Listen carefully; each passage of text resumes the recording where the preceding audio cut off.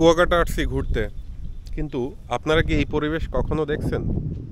এই যে দেখুন, এই যে আমার পাশে ঝাউ বাগান যেটাকে বলে, ঝাউ বাগানের পরপরই এই পরিবেশটা কি কখনো আপনারা এইটার ফিল নিতে পারছেন? এখানে এক কথায় জনজীর্ণমূলক, মানে লোকজন নাই বললেই চলে। এখানে যদি ঘুরতে না আসেন তাহলে কিন্তু আপনারা মিস করবেন, এক কথায় বলতে গেলে আমি বলবো। কারণ হইল গিয়া, দেখুন এখানে যদি আপনারা ছবি তুলেন, ছবিও অনেক সুন্দর আসবে। কারণ হইল গিয়া, অনেকেই আমরা কুয়াকাটা ঘুরতে আসি, কিন্তু কুয়াকাটা ঘোরার পর এই যে এটা আসলে ঝড়ের কারণে হয়েছে, কিন্তু এটা একটা সৌন্দর্য। আপনারা জানেন যে উপকূলে প্রচুর পরিমাণ ঝড় হয়, প্রতি বছরই কোনো না কোনো ঝড় হবেই। তো সেই ঝড়ের কারণে এই প্রাকৃতিক যে দৃশ্যটা এটা তৈরি হয়েছে।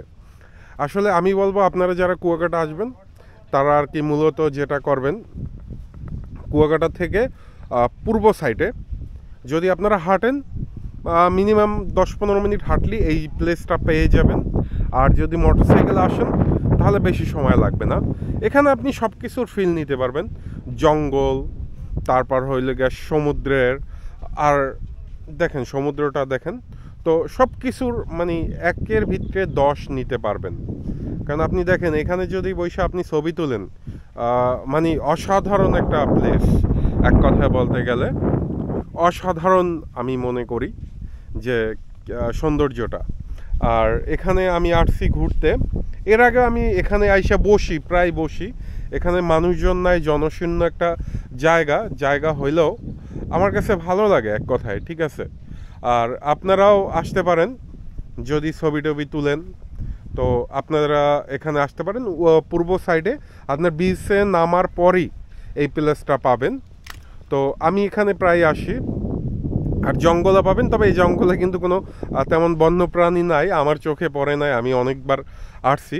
আর এই শীতের সময় কিন্তু এখনই সময় কুয়াকাটা ঘুরতে আসার। আর কুয়াকাটা এখন ঘুরতে আসতে পারেন। দেখেন সমুদ্রটা এখানে, মানে আপনি বসে সমুদ্রটা উপভোগ করার মানে আপনি বুঝতে পারবেন না, অ্যামাজিং ব্যাপার। ওই পাশে ছবি তুলছে, এই যে দেখেন, দূর থেকে একটু দূরে, কিন্তু এখানেও পানি আসে মাঝে মধ্যে, ঠিক আছে। আর এদিকে হইলে গিয়ে লাল কাঁকড়ার চর, যেটা আপনি ঘুরতে যাইতে পারবেন। আমার এক বন্ধু পোজ দিয়ে বসে আছে, দেখেন। এরকম বসতে কার না ভালো লাগে। জাস্ট এই জন্যে আপনাদের এই প্লেসটা দেখাইলাম, শুধুমাত্র যাতে করে আপনারা ঘুরে দেখতে পারেন। আর আমার পছন্দ, আমার কাছে ব্যক্তিগতভাবে খুব পছন্দ লাগছে।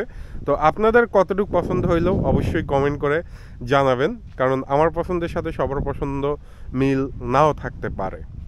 ভালো থাকবেন, আল্লাহ হাফেজ।